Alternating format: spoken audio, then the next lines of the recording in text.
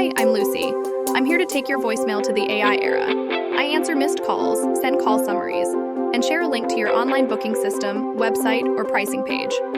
Ready to hear me in action? Hello, I'm an AI assistant working for Gavin. My name is Lucy. I promise you Gavin isn't ignoring your calls. He just can't answer his phone right now. Can I help take a message? Hi, Lucy. Yeah, I need to get hold of Gavin because I saw a property online and I just want to book a time to come and view it. Got it. Just a second, please. Of course, I'd be happy to help you arrange that. Could you please provide me with your name and the best contact details for Gavin to reach you? Yep, sure. My name is Rebecca. My phone number is 06467. Give me a second. Thank you, Rebecca. Lastly, could you please specify which property you are interested in so I can relay the correct information to Gavin? Here's another example. Hello, I'm an AI assistant working for Cassie. My name is Lucy. Cassie is busy, that's why I'm here.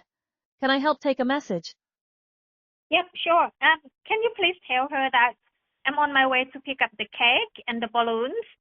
I will be perhaps 15 minutes late. If she needs anything else, just message me. Thanks.